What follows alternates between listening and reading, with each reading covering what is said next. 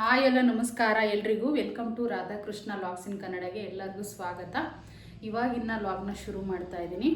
ದಿನ ದೇವಸ್ಥಾನಕ್ಕೆ ಹೋಗಿರೋದು ಮತ್ತು ಎಲ್ಲಾದರೂ ಟ್ರಿಪ್ ಹೋಗಿರೋದು ನಿಮ್ಮ ಜೊತೆ ಶೇರ್ ಮಾಡ್ಕೊಳ್ತಾ ಇದ್ದೆ. ಇವತ್ತು ನಾನು ನಿಂತ್ಕೊಂಡು ನಿಮ್ಮ ಜೊತೆ ಸ್ವಲ್ಪ ಶೇರ್ ಮಾಡ್ಕೋಬೇಕಿತ್ತು. ಸೊ ಹಾಗಾಗಿ ಇವತ್ತು ನಿಮ್ಮ ಜೊತೆ ನಿಂತ್ಕೊಂಡು ಮಾತಾಡ್ತಿರುವಂಥದ್ದು ಅಷ್ಟೇ.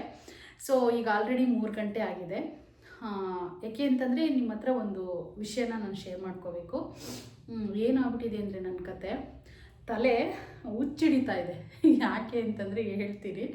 ಸೊ ಅದಕ್ಕಿಂತ ಮುಂಚೆ ಕೊನೆವರೆಗೂ ವಿಡಿಯೋನ ನೋಡಿ. ಹಾಗೆ ನನ್ನ ಚಾನಲ್ನ ಸಬ್ಸ್ಕ್ರೈಬ್ ಮಾಡ್ಕೊಂಡಿಲ್ಲ ಅಂತಂದರೆ ಸಬ್ಸ್ಕ್ರೈಬ್ ಮಾಡ್ಕೊಳ್ಳಿ. ವಿಡಿಯೋ ಇಷ್ಟ ಆದರೆ ಒಂದು ಪುಟ್ಟದೊಂದು ಲೈಕ್ ಕೊಡಿ. ಸೊ ಬನ್ನಿ ಈಗ ಶುರು ಮಾಡ್ತೀನಿ. ಏನು ಅಂತ ಅಂದರೆ ಬೆಳಗ್ಗೆ ಎದ್ದ ತಕ್ಷಣನೇ ತಿಂಡಿ ಮಾಡೋಕ್ಕೆ ಏನಾದರೂ ಅಡುಗೆ ಮನೆಗೆ ಹೋದರೆ ಯೂಟ್ಯೂಬ್ಗೆ ವಿಡಿಯೋ ಹಾಕೋಕ್ಕಾಗಲ್ಲ. ತಿಂಡಿ ಮಾಡಿಲ್ಲ ಅಂತಂದರೆ ಮನೆಗೆ ಬೈಸ್ಕೋಬೇಕು. ಈ ರೀತಿಯಾಗಿ ಹೋಗಿದೆ ನನ್ನ ಪರಿಸ್ಥಿತಿ. ನಾನು ಯಾವುದೋ ಒಂದು ಹುಡುಗಾಟದಲ್ಲಿ ಯೂಟ್ಯೂಬ್ ಚಾನಲ್ಗಳನ್ನ ಓಪನ್ ಮಾಡ್ಕೊಂಡಿದ್ದು, ನಿಜವಾಗೂ ಸುಳ್ಳು ಹೇಳ್ತಿಲ್ಲ. ಒಂದು ಚಾನಲ್ಲು ಸೀರಿಯಸ್ಸಾಗಿ ಓಪನ್ ಮಾಡಿಕೊಂಡೆ, ಬಿಡು ಮಾಡ್ಬೋದಂತೇಳಿ. ಅದನ್ನು ನಾನು ಕ್ಲಾಸಸ್ಗೆ ಜಾಯಿನ್ ಆಗಿ ಟ್ರೈನಿಂಗ್ ತೊಗೊಂಡು ಯೂಟ್ಯೂಬ್ ಚಾನಲ್ನ ಓಪನ್ ಮಾಡ್ಕೊಂಡಿದ್ದು ಒಂದು ಚಾನಲ್ನ ಮಾತ್ರ. ಅದು ಪವನ್ ಸುನೀಲ್ ಲೈಫ್ ಸ್ಟೈಲ್ ಅಂತ ಹೇಳ್ಬಿಟ್ಟು ಅದರಲ್ಲಿ ನಾನು ಡೈಲಿ ವ್ಲಾಗ್ಸ್ ಹಾಕಬೇಕು ಅಂತಲೇ ಓಪನ್ ಮಾಡ್ಕೊಂಡಿದ್ದು. ಅದೇನಾಯಿತು ಅಂತಂದರೆ ವ್ಯೂಸ್ ಹೋಗ್ತಿರ್ಲಿಲ್ಲ. ಅವರು ನಾವು ಟ್ರೈನಿಂಗ್ ತೊಗೊಳ್ತಾ ಇದ್ವಲ್ಲ, ಅವರು ಒಂದು ನಮಗೇನೋ ಬೇರೆ ಐಡಿಯಾ ಕೊಟ್ಟರು. ಆ ಐಡಿಯಾ ಪ್ರಕಾರನೇ ವಿಡಿಯೋನ ಅಪ್ಲೋಡ್ ಮಾಡೋಕ್ಕೆ ಶುರು ಮಾಡಿದ್ವಿ ನಾವು. ಶುರು ಮಾಡಿದ್ಮೇಲೆ ಏನಾಯಿತು ಅಂತಂದರೆ ವ್ಯೂಸ್ ಬರೋಕ್ಕೆ ಸ್ಟಾರ್ಟ್ ಆಯಿತು. ಹಾಗಾಗಿ ನಾನು ಬೇಗ ಒಂದು 6 ಮಂತಿಗೆ ಮಾನಿಟೈಸರ್ ಆನ್ ಆಯಿತು. ಸೊ ಪೇಮೆಂಟ್ ಕೂಡ ನನಗೆ 7 ಮಂತ್ಸಲ್ಲಿ ಆಲ್ರೆಡಿ ಪೇಮೆಂಟ್ ರಿಸೀವ್ ಆಗಿತ್ತು ಯೂಟ್ಯೂಬಿಂದ. ಸೊ ಹಾಗಾಗಿ ಹುಡುಗಾಟಕ್ಕೆ ಇನ್ನೊಂದು ಚಾನಲ್ ಅದಾದಮೇಲೆ, ಅಂದರೆ ಫಸ್ಟ್ನೇ ಚಾನಲ್ ಓಪನ್ ಮಾಡಿದ್ನಲ್ಲ, ಅದಾಗಿ ಒಂದು 3 ಮಂತ್ಸ್ಗೆ ಮತ್ತೆ ಇನ್ನೊಂದು ಚಾನಲ್ ಓಪನ್ ಮಾಡಿಕೊಂಡೆ, ಸುನೀತಾ ಪವನ್ ಅಂತ ಹೇಳ್ಬಿಟ್ಟು. ಬೇಕಾದರೆ ಡಿಸ್ಕ್ರಿಪ್ಷನಲ್ಲಿ ಲಿಂಕ್ಗಳೆಲ್ಲ ಕೊಟ್ಟಿರ್ತೀನಿ, ಒಂದ್ಸರಿ ಚೆಕ್ ಮಾಡಿ. ಸೊ ಆ ಚಾನಲ್ ಹುಡುಗಾಟಕ್ಕೆ ಆನ್ ಮಾಡಿಕೊಂಡು ಅದರಲ್ಲಿ ಕೂಡ ಮೇಡಮ್ ಹೇಳಿರೋ ಥರ ವಿಡಿಯೋಗಳೇ ಹಾಕ್ತೆ. ಅದು ಚೆನ್ನಾಗಿ ವ್ಯೂಸ್ ಬಂದುಬಿಡ್ತು. ಏನು 20,000, 10,000, 15,000 ನನಗೆ ಫುಲ್ ಖುಷಿ ಕೊಡುತ್ತೆ. ಏಕೆಂದರೆ ಶುರುವಿನಲ್ಲಲ್ವ ಏನೂ ಅನ್ನಿಸ್ಲಿಲ್ಲ. ಬೆಳಗ್ಗೆ ಎಷ್ಟೊತ್ತಿಗೆ ಎದ್ದೇಳೋದು, ಮೊಬೈಲ್ ಇಟ್ಕೊಳ್ಳೋದು, ತಿಂಡಿ ಮಾಡಿದೆ, ಬಿಟ್ಟರೆ ಬರೇ ಮೊಬೈಲ್ ಕೆಲಸ ನೋಡಿ ನೋಡಿ ನೋಡಿ ಕಣ್ಣಂತೂ ಇದಾಗ್ಬಿಟ್ಟಿದ್ದು. ನನಗಂತೂ ಸಿಕ್ಕಾಪಟ್ಟೆ ತಲೆನೋಯ್ತಾ ಇದ್ದೀನಿ ಕೂಡ. ಆ ರೀತಿ ಆಗ್ತೆ. ಒಂದು 6 ಮಂತ್ ವರ್ಕ್ ಮಾಡಿದೆ, ಎಷ್ಟನ್ನ ಕಷ್ಟ ಆಗಲಿ ಅಂತ.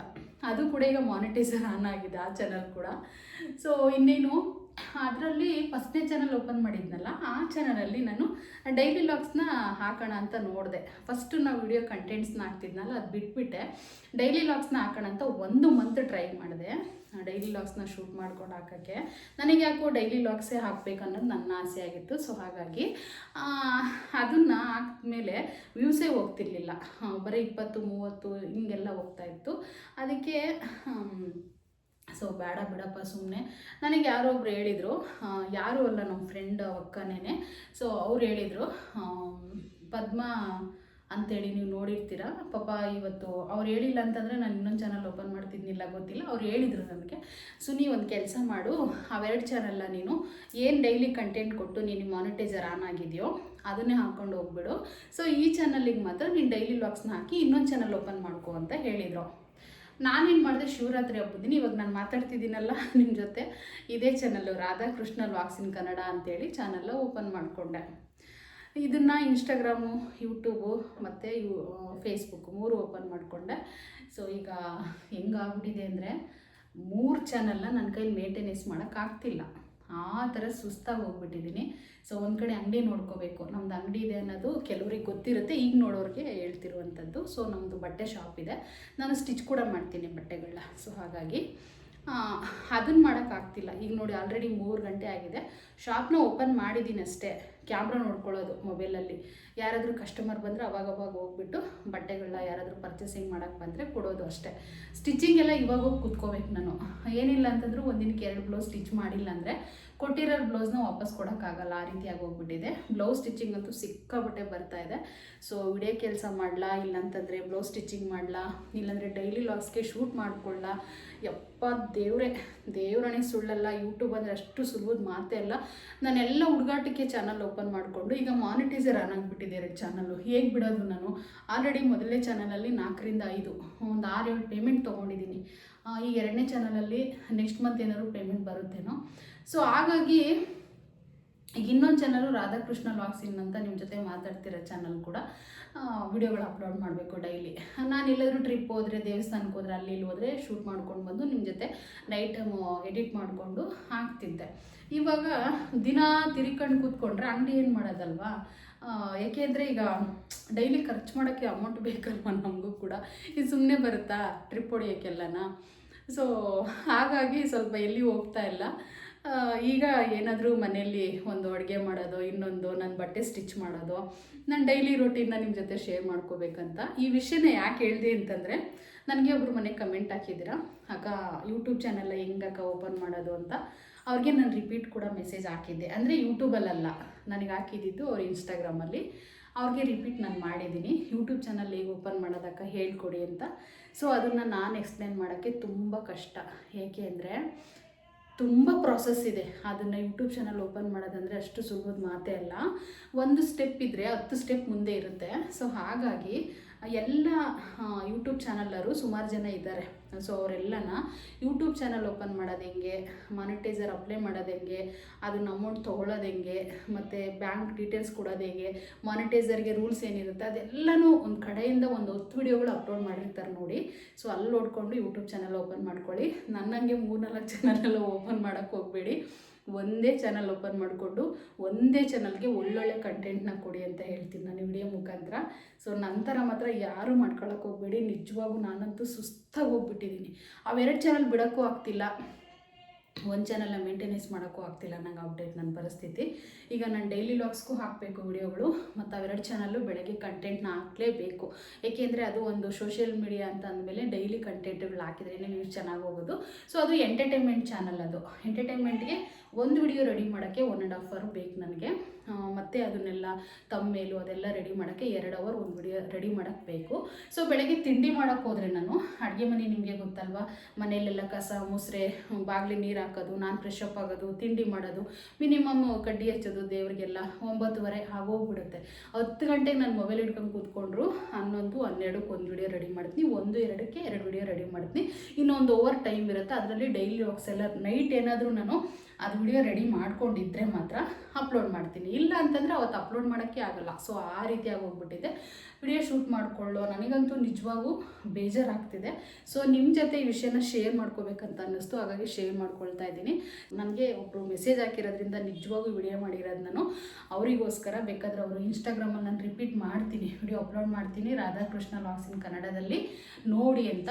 ಮತ್ತು ನನ್ನ ಸಬ್ಸ್ಕ್ರೈಬರಿಗೆ ಕೂಡ ಅರ್ಥ ಆಗಲಿ, ಯೂಟ್ಯೂಬ್ ಚಾನಲ್ನ ಎಲ್ಲರೂ ಓಪನ್ ಮಾಡ್ಕೊಳ್ಳಿ, ಆದರೆ ನಂತರ ಮಾಡೋಕ್ಕೆ ಹೋಗ್ಬೇಡಿ. ಒಂದು ಚಾನಲ್ನ ಓಪನ್ ಮಾಡಿಕೊಂಡು ಆರಾಮಾಗಿ ಹಾಕ್ಕೊಂಡೋಗಿ. ಇನ್ಸ್ಟಾಗ್ರಾಮು, ಫೇಸ್ಬುಕ್ಕು ಬೇಕಾದರೆ ಒಂದೇ ಥರ ಚಾನಲ್ ಹೆಸರಿರಲಿ, ಚೆನ್ನಾಗಿರುತ್ತೆ. ಸೊ ಹಾಗಾಗಿ ಈ ಮಾಹಿತಿ ಕೊಡಬೇಕಂತ ಅನ್ನಿಸ್ತು. ಈಗ ನಾನು ಹೋಗ್ತಾ ಇದ್ದೀನಿ. ರಾಧಾಕೃಷ್ಣ ಲಾಗ್ಸ್ ಇನ್ ಕನ್ನಡದ ಕೂಡ ಎಲ್ಲರಿಗೂ ನನ್ನ ಕಡೆಯಿಂದ ಥ್ಯಾಂಕ್ಸ್ ಹೇಳಬೇಕು. ಯಾಕೆ ಅಂತಂದರೆ ಇಷ್ಟು ಬೇಗ ಆಲ್ರೆಡಿ 280 ಜನಕ್ಕೆ ರೀಚ್ ಆಗಿದ್ದೀನಿ ಸಬ್ಸ್ಕ್ರೈಬರ್ಗೆ. ನನ್ನ ಒಂದು 2 ಚಾನಲ್ ಇದೆಯಲ್ಲ, ನಾನು ಅದನ್ನ ಕೊಲಾಬ್ ಮಾಡ್ತಾ ಇರ್ತೀನಿ. ಆ ಚಾನಲಲ್ಲಿ ಕೂಡ ಎಲ್ಲರೂ ಸಬ್ಸ್ಕ್ರೈಬ್ ಮಾಡ್ಕೊಂಡಿದ್ದಾರೆ. ಒಂದು ಚಾನಲಲ್ಲಿ 6150 ಜನ ಸಬ್ಸ್ಕ್ರೈಬರ್ ಇದ್ದಾರೆ. ಪವನ್ ಸುನಿ ಲೈಫ್ ಸ್ಟೈಲಲ್ಲಿ, ಸುನೀತಾ ಪವನಲ್ಲಿ 1600ಕ್ಕೆ ರೀಚ್ ಆಗ್ತಾ ಇದ್ದೀನಿ. ತುಂಬ ಖುಷಿ ಇದೆ. ನನ್ನ ಒಂದು ಫ್ಯಾಮಿಲಿ ನೀವೆಲ್ಲ, ನಿಮ್ಮೆಲ್ಲರಿಗೂ ಒಂದು ಥ್ಯಾಂಕ್ಸ್ ಹೇಳಬೇಕಿತ್ತು ನಾನು. ಸೊ ಹಾಗಾಗಿ ವಿಡಿಯೋ ಮುಖಾಂತರ ಥ್ಯಾಂಕ್ಸ್ ಹೇಳ್ದಂಗೂ ಆಗುತ್ತೆ. ಸೊ ಹಾಗೆಯೇ ನಿಮಗೆ ಒಂದು ಮಾಹಿತಿ ಕೊಟ್ಟಂಗೆ ಆಗುತ್ತೆ ಅಂತ ಹೇಳ್ಬಿಟ್ಟು ವಿಡಿಯೋದ ಹತ್ರ ಮಾತಾಡ್ತಿದ್ದೀನಿ. ಸೊ ಏನಾದರೂ ಡೌಟ್ ಇದ್ದರೆ ಖಂಡಿತ ಕಮೆಂಟ್ ಹಾಕಿ, ನಿಮಗೆಲ್ಲ ಶೇರ್ ಮಾಡ್ಕೋಬೇಕನ್ನೋದೇ ನನ್ನ ಒಂದು ಉದ್ದೇಶ. ಸೊ ಅದೇ ಹೇಳಿದ್ನಲ್ಲ, ಯೂಟ್ಯೂಬ್ ಚಾನಲ್ ಓಪನ್ ಮಾಡಬೇಕು ಅಂದರೆ ಯೂಟ್ಯೂಬಲ್ಲಿ ಎಲ್ಲರೂ ಕೂಡ ವಿಡಿಯೋ ಬಿಟ್ಟಿದ್ದಾರೆ. ಖಂಡಿತ ಯೂಟ್ಯೂಬ್ ಚಾನಲ್ ಹೇಗೆ ಓಪನ್ ಮಾಡೋದು ಅಂತ ಹೊಡೆದ್ಬಿಟ್ಟು ಕನ್ನಡದಲ್ಲಿ ಅನ್ನಾಗಲಿ ಇಂಗ್ಲೀಷನ್ನಾಗಲಿ, ಇನ್ನು ಕನ್ನಡ ಅಂತ ಹೊಡೆದ್ರೆ ಕನ್ನಡದಲ್ಲಿ ಯಾರ್ಯಾರು ವಿಡಿಯೋ ಮಾಡಿದಾರೋ ಅದು ಖಂಡಿತ ಬರುತ್ತೆ. ಸೊ ನೋಡ್ಕೋಬೋದು ನೀವು. ಸೊ ಇವತ್ತಿನ ಮಾಹಿತಿ ಇಷ್ಟ ಆದರೆ ಒಂದು ಲೈಕ್ ಮಾಡಿ, ಶೇರ್ ಮಾಡಿ, ಕಮೆಂಟ್ ಮಾಡಿ. ಹಾಗೆ ನನ್ನ ಚಾನಲ್ ಇನ್ನೂ ಯಾರೆಲ್ಲ ಸಬ್ಸ್ಕ್ರೈಬ್ ಮಾಡ್ಕೊಂಡಿಲ್ಲೋ ಸಬ್ಸ್ಕ್ರೈಬ್ ಮಾಡಿಕೊಡಿ ಅಂತ ಹೇಳ್ತಾ, ಸೊ ಈಗ ಅಂಗಡಿ ಕಡೆ ಹೋಗ್ತಾ ಇದ್ದೀನಿ. ಅಲ್ಲಿ ಇವತ್ತೇನು ಮಾಡ್ತೀನಿ ಅಂತ ವಿಡಿಯೋದಲ್ಲಿ ಸ್ವಲ್ಪ ಆ್ಯಡ್ ಮಾಡ್ತೀನಿ. ಸೊ ಇನ್ನೇನು ನೋಡ್ತಾ ಹೋಗಿ. ಸೊ ಅಂಗಡಿಗೆ ಬಂದೆ. ಈಗ ಅಂಗಡಿಗೆ ಬಂದಾದಮೇಲೆ ಒಂದು ಬ್ಲೌಸ್ ಕಟಿಂಗ್ ಮಾಡಿದ್ದೆ. ಬ್ಲೌಸ್ ಕಟ್ಟಿಂಗು ನೈಟೇ ಮಾಡಿ ಇಟ್ಬಿಡ್ತೀನಿ ಒಂದೊಂದು ಸರಿ. 8 ಗಂಟೆವರೆಗೂ ಅಂಗಡೀಲಿ ಇರ್ತೀನಲ್ವ, ಆವಾಗ ನಾನು 1-2 ಬ್ಲೌಸ್ ಕಟ್ಟಿಂಗ್ ಮಾಡ್ಕೊಬಂದರೆ ಹೋಗಿ ನಾನು ಆರಾಮಾಗಿ ಬ್ಲೌಸ್ ಸ್ಟಿಚ್ ಮಾಡ್ಬೋದು. ಮೊದಲೆಲ್ಲ 2-3 ಅವರ್ ಒಂದು ಬ್ಲೌಸ್ನ ಸ್ಟಿಚ್ ಮಾಡೋಕ್ಕೆ ತೊಗೊಳ್ತಾ ಇದ್ದೆ ಟೈಮು. ಇವಾಗ ಆ ರೀತಿ ಏನಿಲ್ಲ, ಬೇಗನೆ ಸ್ಟಿಚ್ ಮಾಡಿಬಿಡ್ತೀನಿ. ಒಂದು ಕರೆಕ್ಟಾಗೆ 1/4 ಅವರ್ 1 ಅವರ್, ದೊಡ್ಡ ಸೈಜ್ ಬ್ಲೌಸ್ ಆದರೆ 1.5 ಅವರ್ ಈ ರೀತಿ ಟೈಮ್ ತೊಗೊಳ್ತೀನಿ ಅಷ್ಟೇ. ಎಲ್ಲ ಪೈಪಿಂಗೇ ನಾನು ಮಾಡೋದು. ತುಂಬ ಚೆನ್ನಾಗಿ ಫಿನಿಶಿಂಗ್ ಮಾಡ್ತೀನಿ ಬ್ಲೌಸ್ ಸ್ಟಿಚಿಂಗು. ನನಗೆ ಟೈಲರ್ ಕೆಲಸ ನಾನು ಕಲ್ತ್ಕೊಂಡು ಮಿನಿಮಮ್ ಒಂದು 10 ಇಯರ್ಸ್ ಆಯಿತು. ಯಾಕೆ ಅಂತಂದರೆ ನಮ್ಮ ಬೆಂಗಳೂರಲ್ಲಿ ಗಾರ್ಮೆಂಟ್ಸಲ್ಲೇ ವರ್ಕ್ ಮಾಡಿರೋದು. ಸುಮಾರು ವರ್ಷಗಳು ವರ್ಕ್ ಮಾಡಿದ್ದೀನಿ ನಾನು ಗಾರ್ಮೆಂಟ್ಸಲ್ಲಿ. ಸೊ ಹಾಗಾಗಿ ಫಸ್ಟು ಲಾಕ್ಡೌನ್ ಅಂತ ಬಂತಲ್ವ, ಆವಾಗ ಗಾರ್ಮೆಂಟ್ಸ್ಗೆ ಹೋಗೋಕ್ಕೆ ರಜೆ ಕೊಟ್ಟಿದ್ರಲ್ವ, ಅವಾಗೆಲ್ಲ ಗಾರ್ಮೆಂಟ್ಸ್ ಓಪನ್ಗಳೇ ಇರಲಿಲ್ಲ. ಬೆಂಗಳೂರಲ್ಲಿದ್ವಿ ನಾವು ಅವಾಗ. ಆ ಟೈಮಲ್ಲಿ ನಾನು ಯೂಟ್ಯೂಬಲ್ಲಿ ನೋಡಿಕೊಂಡು ನಾನು ಕೆಲಸ ಕಲ್ತಿದ್ದು. ಮೊದಲೇ ಟೈಲರ್ ಕೆಲಸ ಮಾಡ್ತಿದ್ದೆ ನಾನು ಗಾರ್ಮೆಂಟ್ಸಲ್ಲಿ. ಆವಾಗ ನಾನು ಬರೀ ಶರ್ಟ್ ಫಿನಿಶಿಂಗ್ ಮಾಡ್ತಾಯಿದ್ದಿದ್ದು. ಕಟಿಂಗ್ ಕೊಡೋರು ಒಂದೊಂದು ಕೆಲಸ ಅಷ್ಟೇ ಗಾರ್ಮೆಂಟ್ಸಲ್ಲಿ ಕೊಡೋದು, ಅದನ್ನು ಸ್ಟಿಚ್ ಮಾಡ್ತಾಯಿದ್ದೆ. ಲಾಕ್ಡೌನ್ ಅಂತ ಬಂದಾಗ ನಮಗೆ ಒಳ್ಳೆ ಪಾಠ ಕಲಿಸ್ತು ನನಗೆ. ಯಾಕೆ ಅಂತಂದರೆ ಒಂದು ಕೆಲಸನ ಕಲ್ತ್ಕೊಂಡೆ ನಾನು ನಿಜವಾಗೂ. ಆವಾಗ ನಾನು ಈ ಥರ ಫಿನಿಶಿಂಗ್ ಮಾಡೋದು, ಬ್ಲೌಸ್ ಫಿನಿಶಿಂಗು, ಬ್ಲೌಸ್ ಕಟ್ಟಿಂಗ್ ಎಲ್ಲ ಮಾಡೋದು ಕಲಿತೆ.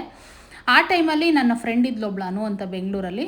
ಫಸ್ಟು ನಂದೊಂದು ಸ್ಟಿಚ್ ಮಾಡ್ಕೊಂಡು ಹಾಕ್ಕೊಂಡೆ ನಾನು. ಅದಾದಮೇಲೆ ಚೆನ್ನಾಗಿ ಹೊಲ್ಕೊಂಡಿದ್ದೀಯ ಸುನಿ, ನನ್ನವು ಬ್ಲೌಸ್ ಸ್ಟಿಚ್ ಮಾಡಿಕೊಡು ಅಂತ ಹೇಳ್ಬಿಟ್ಟು ಅವಳು ಒಂದು 2ರಿಂದ 3 ಒಂದೇ ಸರಿ ನನ್ನ ಮೇಲೆ ಭರವಸೆ ಇಟ್ಕೊಂಡು ಬ್ಲೌಸ್ನ ಕೊಟ್ಟಳು. ತುಂಬ ಫಿನಿಶಿಂಗ್ ಚೆನ್ನಾಗಿ ಮಾಡಿಕೊಟ್ಬಿಟ್ಟಿದ್ದೆ. ಅವಳು ಅದನ್ನ ಹಾಕ್ಕೊಂಡಾದ್ಮೇಲೆ ತುಂಬ ಚೆನ್ನಾಗಿ ಸ್ಟಿಚ್ ಮಾಡಿದ್ದೀಯ ಸುನಿ, ನೀನು ಒಳ್ಳೆ ಟೈಲರೇ ಆಗ್ತೀಯ, ಹಿಂಗೆ ಇದೇ ರೀತಿ ಟ್ರೈನಿಂಗ್ ತಗೋ, ಮನೆಯಲ್ಲೇ ಸ್ಟಿಚ್ ಮಾಡು, ನಿನ್ನದು ಬೇರೆಯವ್ರದ್ದು ಯಾರ್ದಾದ್ರೂ ಈಸ್ಕೊಂಡು ಈ ರೀತಿ ಸ್ಟಿಚ್ ಮಾಡು, ಬರುತ್ತೆ ಅಂತ ಹೇಳಿದ್ಲು. ಸೊ ಆವಾಗ ಫಿನಿಶಿಂಗ್ ಒಂದೊಂದೇ ಕಲ್ತ್ಕೊಂಡಲ್ವ. ಈಗ 6 ವರ್ಷ ಆಯಿತು ಲಾಕ್ಡೌನ್ ಆಗಿ, 6ರಿಂದ 7 ವರ್ಷ.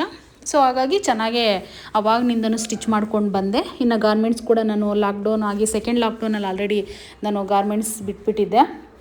ಅವಾಗೇ ನಾನು ಸ್ವಂತ ಅಂಗಡಿ ಅಂತ ಮಾಡಿಕೊಂಡು ಈ ರೀತಿ ಟೈಲರ್ ಹೆಣ್ಮಕ್ಳು ಬಟ್ಟೆಗಳ ಸ್ಟಿಚ್ ಮಾಡಿಕೊಡ್ಬೋದಲ್ಲ, ಇನ್ನೇನು ಆರಾಮಾಗಿ ಕಲ್ತ್ಕೊಂಡೆ.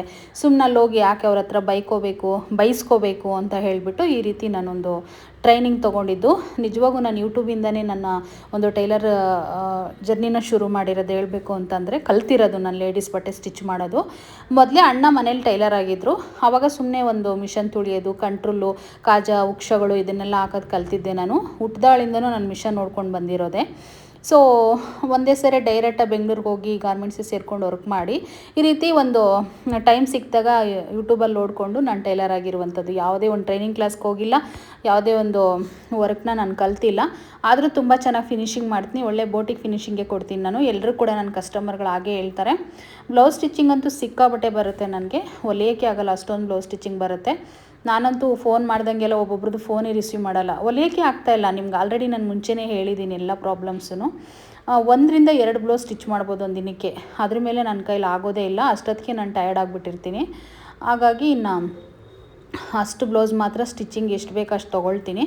ತೊಗೊಂಡ್ರೂ ಕೂಡ ಸ್ಟಿಚ್ ಮಾಡೋಕ್ಕಾಗಲ್ಲ ಅಂತ ಡೈರೆಕ್ಟಾಗಿ ಅವ್ರಿಗೆ ಹೇಳ್ತೀನಿ ನಾನು. ಈ ರೀತಿ ಇರುತ್ತೆ ಪರಿಸ್ಥಿತಿ, ನನಗೆ ಆಗಲ್ಲ, ಜಾಸ್ತಿ ಹೊಲಿಯೋಕ್ಕಾಗಲ್ಲ, ಒಂದು ಸ್ವಲ್ಪ ಟೈಮ್ ಕೊಡಿ, ನಾನು ಸ್ಟಿಚ್ ಮಾಡಿಕೊಡ್ತೀನಿ ಅಂತಲೇ ಹೇಳ್ತೀನಿ. ಶಾಪ್ ಇರೋದ್ರಿಂದ ಸೀರೆಗಳು ಇಲ್ಲೇ ತೊಗೊಳ್ತಾರಲ್ವ, ಹಾಗೆಯೇ ಸ್ಟಿಚಿಂಗ್ ಕೂಡ ಕೊಟ್ಬಿಡ್ತಾರೆ. ಈ ಬ್ಲೌಸ್ ಕೂಡ ಅದೇ ರೀತಿಯೇ ಮಾಡಿದ್ದವರು. ನನ್ನ ಹತ್ರನೇ ಸೀರೆ ತೊಗೊಂಡು ಈಗ ಬ್ಲೌಸ್ ಸ್ಟಿಚಿಂಗ್ ನನ್ನ ಹತ್ರನೇ ಮಾಡಿಕೊಡಿ ಅಂತ ಕೊಟ್ಟಿದ್ದಾರೆ. ನನ್ನ ಮೇಲೆ ತುಂಬ ನಂಬಿಕೆ, ತುಂಬ ಚೆನ್ನಾಗಿ ಸ್ಟಿಚ್ ಮಾಡ್ತಾರೆ, ಫಿನಿಶಿಂಗ್ ಎಲ್ಲ ಚೆನ್ನಾಗಿರುತ್ತೆ ಸ್ಟಿಚಿಂಗಿಂದು ಅಂತ ಹೇಳ್ಬಿಟ್ಟು ಕೊಡ್ತಾರೆ. ಹಾಗಾಗಿ ನನ್ನವು ಇನ್ನು ಸ್ಟಿಚ್ ಮಾಡ್ಕೋಬೇಕಲ್ವ, ನಂದೆಲ್ಲ ನಾನೇ ಸ್ಟಿಚ್ ಮಾಡ್ಕೊತೀನಿ, ನಾನು ಯಾರಿಗೂ ಕೊಡೋದಿಲ್ಲ ಬಿಡಿ. ಸೊ ನಾನು ಎಂದು ಟೈಲರ್ ಕೆಲಸ ಕಲ್ತ್ಕೊಂಡು ಅವತ್ತಿನಿಂದ ಇವತ್ತಿನವರೆಗೂ ನಾನೇ ಸ್ಟಿಚ್ ಮಾಡ್ಕೊಳ್ತೀನಿ. ಸೊ ಈಗ ನಾನು ಹಾಕಿದ್ದೀನಲ್ಲ ಡ್ರೆಸ್ಸು, ಈ ಡ್ರೆಸ್ ಥರ ಕೂಡ ಸ್ಟಿಚ್ ಮಾಡೋಕ್ಕೆ ಬರುತ್ತೆ ನನಗೆ ಫ್ರಾಕು. ಆದರೆ ಇದನ್ನು ನಾನು ಬುಕ್ ಮಾಡ್ಕೊಂಡಿದ್ದೆ ಮೀಶೋದಲ್ಲಿ. ನಂದು ಬಟ್ಟೆ ಅಂಗಡಿ ಇದ್ರೂ ಕೂಡ ನಾನು ಬುಕ್ ಮಾಡ್ಕೊಳ್ತೀನಿ. ಯಾಕೆಂದರೆ ನಂದು ಪವನ್ ಸುನಿ ಲೈಫ್ ಸ್ಟೈಲು ಮತ್ತು ಸುನೀತಾ ಪವನ್ 2 ಚಾನಲೂ ಮೀಶೋಗೆ ನಾನು ಇದು ಮಾಡ್ಕೊಂಡಿದ್ದೀನಿ, ಯೂಟ್ಯೂಬ್ ಚಾನಲ್ನ. ಮತ್ತು ಇನ್ಸ್ಟಾಗ್ರಾಮ್ ಕೂಡ ಅದೇ ರೀತಿಯೇ ವೈಭವಿ ಟ್ರೆಂಡ್ಸು, ಇನ್ನೊಂದು ಚಾನಲ್ ಇದೆ, ಅದನ್ನು ಕೂಡ ಅದೇ ರೀತಿ ಮಾಡ್ಕೊಂಡಿದ್ದೀನಿ. ಹಾಗಾಗಿ ಈ ಥರ ಮೀಶೋದಲ್ಲೆಲ್ಲ ಬುಕ್ ಮಾಡಿಕೊಂಡು ರಿವ್ಯೂ ಕೊಡ್ತಾ ಇರ್ತೀನಿ ನಾನು, ಸುನೀತಾ ಪವನ್ ಅಂತ ಇನ್ಸ್ಟಾಗ್ರಾಮ್ ಪೇಜಲ್ಲಿ. ಅದನ್ನು ಕೂಡ ಬೇಕಾದ್ರೆ ನಾನು ಲಿಂಕ್ ಕೊಟ್ಟಿರ್ತೀನಿ, ಒಂದು ಸರಿ ಫಾಲೋ ಮಾಡ್ಕೊಳ್ಳಿ. ಇನ್ನು ಅದೆಲ್ಲ ಆದಮೇಲೆ ತುಳಸಿ ಬಂದಳು ಅಂಗಡಿ ಹತ್ರ. ಅದನ್ನೆಲ್ಲ ಶೂಟ್ ಮಾಡಲಿಲ್ಲ, ಪಾನಿಪುರಿಗೆ ಹೋಗೋಣ ಅಂಗಡಿ ತಿನ್ನೋಕ್ಕೆ ಅಂತ ಹೇಳ್ಬಿಟ್ಟು ಮಾತಾಡ್ಕೊಂಡಿದ್ವಿ ಮುಂಚೆ ದಿನವೇ. ಆದರೆ ಅವತ್ತು ಹೋಗಿಲ್ಲ, ನೆಕ್ಸ್ಟ್ ಡೇ ಇನ್ನು ಅವಳೇ ಬಂದಳು, ಹೋಗೋಣ ಬಾಸುನಿ ಅಂತ ಹೇಳ್ಬಿಟ್ಟು. ಎಷ್ಟು ಚೆನ್ನಾಗಿದೆ ನೋಡಿ ಬೇಲ್ಪುರಿ. ಸೊ ಬೇಲ್ಪುರಿ ನಾವು ತುಳಸಿ ತೊಗೊಂಡ್ವಿ. ತುಳಸಿ ಮಕ್ಕಳಿಬ್ರು, ಅಂದರೆ ಅಕ್ಕನ ಮಗ ಆ ಕಡೆ ಇರೋನು, ಮಗ ಇಬ್ಬರೂ ಮಸಾಲೆ ತೊಗೊಂಡ್ರು. ಇನ್ನು ಅದನ್ನೆಲ್ಲ ಮುಗಿಸಿ ಜ್ಯೂಸ್ ಕುಡಿಯೋಣ ಅಂತ ಬಂದ್ವಿ. ಸೊ ಇನ್ನೇನು ಜ್ಯೂಸು ಕೂಡ ಒಂದು ಹಾಫ್ ತೊಗೊಳ್ಳೋಣ ಸಾಕು, ಜಾಸ್ತಿ ಇವಾಗ ಪಾನಿಪುರಿ ಬೇಲ್ಪುರಿ ಬೇರೆ ತಿಂದಿದ್ದೀವಿ ಅಂತೇಳಿ ಹಾಫ್ ತೊಗೊಂಡು ತಿಂದ್ಕೊಂಡು ಮನೆ ಕಡೆ ಬಂದ್ವಿ. ಈ ವ್ಲಾಗ್ ಇಷ್ಟ ಆಗಿದ್ರೆ ಒಂದು ಕಮೆಂಟ್ ಮಾಡಿ, ಲೈಕ್ ಮಾಡಿ. ಹಾಗೆ ನನ್ನ ಚಾನಲ್ನ ಇನ್ನು ಯಾರೆಲ್ಲ ಸಬ್ಸ್ಕ್ರೈಬ್ ಮಾಡ್ಕೊಂಡಿಲ್ವೋ ಸಬ್ಸ್ಕ್ರೈಬ್ ಮಾಡ್ಕೊಳ್ಳಿ. ಇಲ್ಲಿಗೆ ನಾನು ಎಂಡ್ ಮಾಡ್ತಾ ಇದ್ದೀನಿ ವಿಡಿಯೋನ. ನೆಕ್ಸ್ಟ್ ವ್ಲಾಗಲ್ಲಿ ಒಂದು ಒಳ್ಳೆ ವಿಡಿಯೋ ಜೊತೆ ಬರ್ತೀನಿ ಅಂತ ಹೇಳ್ತಾ ಥ್ಯಾಂಕ್ ಯು.